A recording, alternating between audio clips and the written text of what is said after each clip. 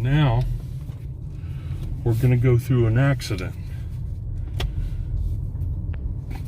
Now let me show you what happens here. From this distance, we have more options. But we're going to say we have no option to the right. But you have time to stop here. This is why that 3 to 4 seconds is so important. But let's say you can't stop. So we're going to move up. And a couple things happen here. Your first turn's your most important. So typically I tell the students to swerve here. And they come over to the left. But notice how far I am from that first accident, the first part. Notice the right side of the car is away from that first cone. But you always look in the center of things. So I'm looking at the 3 cones up ahead, but I don't dwell on it. I'm focusing on the opening between the accident. So you actually have to come towards the second part and then turn hard, and I'm looking in the center, and I turn in the middle. But I don't turn back to the left quickly here, because then I hit the cone on the left. So I have to come over this way. I'm beyond the first part of the accident, and then I turn back to the left. Okay? So I'm staying away from the parts of the accident, and I'm looking in the center. Okay? Now what's going to happen is when you make that hard turn, you're going to feel the inertia of the car go towards the left side of the car. So the left side of the car is going to go down. Now, this is where the students really don't want to turn hard. Because remember, the inertia of the car wants to go. The more height your vehicle has, the more your car wants to lean over and flip. Okay? Your car's, the sense of the weight is lower, so it's a little more difficult to flip a car. But remember, when you turn hard, you're slowing down the car. So I'm going to go a little quicker.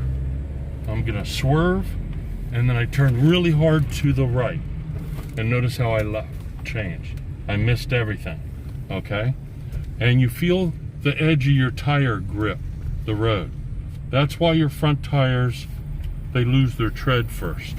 Your back tires don't, because they're just following. But when you turn hard like that, the back of the car goes up in the air. The front of the car goes down, because that's where the weight is. That's why in the wintertime or on slippery surfaces, you see cars spin out. The back of the car spins out because it becomes lighter, especially your pickup trucks and your vans. So we're going to go faster now. I'm going to swerve and then swerve back really hard. There I go. Okay? And you can hear the tire gripping the road. So we're going to do it one more time. Okay, and I'm going to go a little faster. And as I turn, you're going to hear the front tire gripping the road. And you're going to notice the left side of the car go down. So we'll do it one more time, and I'll do it faster.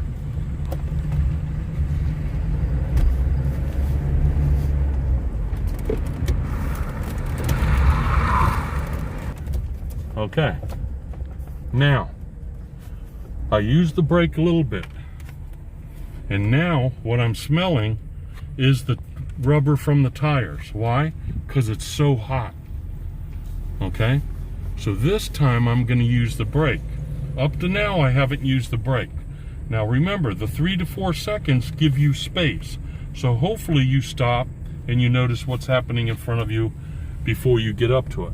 But this time, and I'm not going to hit the brake hard, I'm going to hit it slowly but progressive. Because if you hit the brake hard as you're turning, those are two of the things that can help flip your car. So I'm going to keep moving, but I'm going to slow down, and it feels like you gain more control. Okay, so I'm going to turn, release, and brake, but I keep moving. And see, I'm still going through, but I'm braking. Now, this is what happens when you use your brake. Your steering gets wider, because there's no way a human can do two things at the same time 100%. So when you think of moving your foot from the gas pedal to the brake, your steering slows down and your turns get wider. Okay, so it seems like you get closer to the cones. But remember, don't straighten out because you don't slow up and you're hitting the sides. Okay?